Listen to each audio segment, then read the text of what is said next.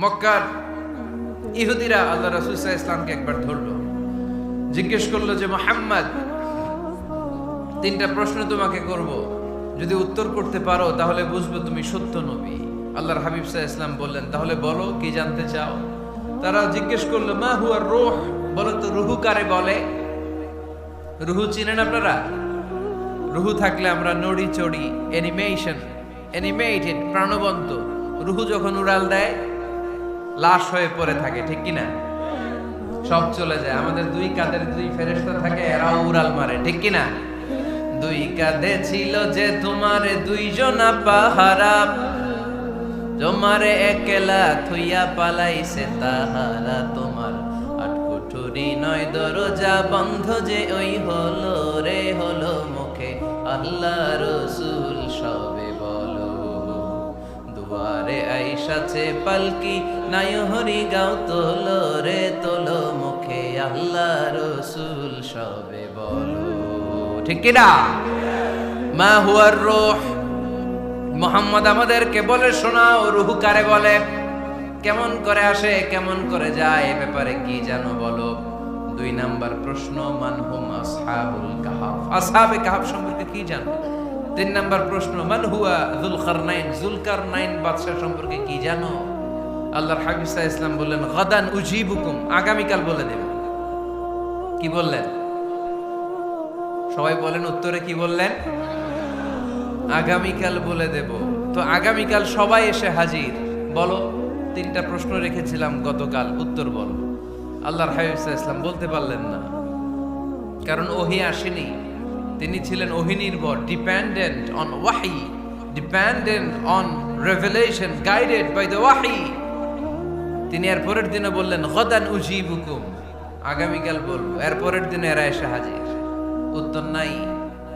আল্লাহর হাবিব সাল্লাল্লাহু আলাইহি ওয়াসাল্লাম আবারও বললেন গাদান উজিবুকুম, আগামীকাল বলবো। এর পরের দিনে এরা এসে হাজির। এরকম 1 দিন 2 দিন 3 দিন নয়, টানা 15 দিন আল্লাহর হাবিব সাল্লাল্লাহু আলাইহি ওয়াসাল্লামের প্রশ্নগুলোর উত্তর করতে পারেন নাই। আল্লাহর হাবিব সাল্লাল্লাহু আলাইহি সাল্লামের নবুয়তি জিন্দেগিতে এত বিব্রতকর পরিস্থিতিতে তিনি কখনো পড়েন নাই। ইহুদিরা প্রতিদিন এসে হট্টগোল করে আর মক্কায় রটনা ছড়ায়, দেখো এই লোকটা যদি সত্যি নবী হতো তাহলে তো উত্তর করতে পারতো, ঠিক কিনা?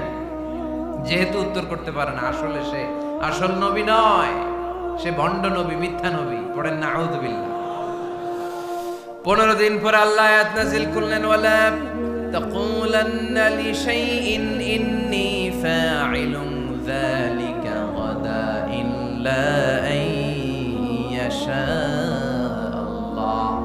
ও নবী, ভবিষ্যতের ব্যাপারে সামনে থেকে যখন আপনি ওয়াদা দিবেন, ওয়াদা দেওয়ার সময় ইনশাআল্লাহ শব্দটা মিলিয়ে দিবেন।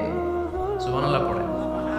আল্লাহর হাবিব সাল্লাল্লাহু আলাইহি সাল্লামকে শিখানোর মধ্য দিয়ে গোটা উম্মাহকে আল্লাহ শিখাইয়ে দিলেন যে ভবিষ্যতের কমিটমেন্ট যখন দিব, প্রমিস যখন দিব, প্রমিস দেওয়ার সময় কি বলবো? কি বলবো? আল্লাহর হাবিব সাল্লাল্লাহু আলাইহি সাল্লাম ইনশাআল্লাহ বলতে ভুলে গিয়েছিলেন। এজন্য 15 দিন, টানা 15 দিন ওহী আসে নাই। 15 দিন পরে আল্লাহ তাআলা ওহীর মাধ্যমে বিশ্বনবীকে জানিয়ে দিলেন ইয়াসআলুনাকা আনির রূহি কুলির রূহু মিন আমরি রাব্বি ওয়া মা উতীতুম মিনাল ইলমি ইল্লা কলিলা। দ্বিতীয় প্রশ্নের উত্তরও জানিয়ে দিলেন আম হাসিবতা আন্না আসহাবাল কাহফি ওয়ার রাকিমি কানু মিন আয়াতিনা আজাবা। 3 নাম্বার প্রশ্নের উত্তর আল্লাহ নাযিল করলেন ওয়ায়াসআলুনাকা আন যিল কারনাইন কুল সাআতলু আলাইকুম মিনহু যিকরা। পড়েন সুবহানাল্লাহ। এরপর নবী বললেন কাদের উত্তর জানা লাগবে, আসো জেনে নাও। রুহু হলো আল্লাহর আদেশ, আল্লাহর আদেশে দেহের মধ্যে রুহুটা ঢোকে, আল্লাহর আদেশে বের হয়ে যায়। রুহুকে ধরা যায় না, ছোঁয়া যায় না, ঠিক কি না? রুহু ধরা যায়, ছোঁয়া যায়, দেখা যায়। রুহু দেখছেন কে কে? দেখি লক্ষ্মীপুরের ভাইরা, রুহু দেখছেন আপনারা? রুহুর কালার কেমন জানেন? ওজন কেমন জানেন? কোত্থেকে যে এসে জুড়ে যায় দেহের মধ্যে, মায়ের পেটের ভেতরে, আবার হুট করে উড়াল মারে, মানুষটা লাশ হয়ে পড়ে থাকে, ঠিক কিনা? 2 নাম্বার প্রশ্নের উত্তরে বিশ্বনবী জানিয়ে দিলেন আসহাবে কাফ হচ্ছে আল্লাহর প্রিয় 7টা যুবক বান্দা যারা 309 বছর গুহার মধ্যে ছিল। তারপর তাদেরকে আবার জাগ্রত করে দিয়েছিল কে? পৃথিবীতে 4জন বাদশা ছিল, গোটা বিশ্বের বাদশা, গোটা বিশ্বকে ডমিনেট করেছে, শাসন করেছে। 2জন মুসলমান, 2জন কাফের। এর মধ্যে একজন ছিল যুলকারনাইন, গোটা বিশ্বকে শাসন করেছে। সুবহানাল্লাহ পড়ে। তার মানে আল্লাহর হাবিব সাল্লাল্লাহু আলাইহি ওয়াসাল্লাম মন গড়া কিছু বলতেন না। কথা কি বুঝতে পারতেছেন? তা না হলে এই 15 দিন বানায় একটা বলে দিতেন না? আমরা হলে কি করতাম? একটা প্রশ্ন করছে কেউ, কি করতাম আমরা? বানায় একটা বলে দিতাম। জানি না এই কথা কোনোদিন আমাদের মুখ দিয়ে বের হয় না। জানি না, এটা বলতে আমাদের লজ্জা লাগে।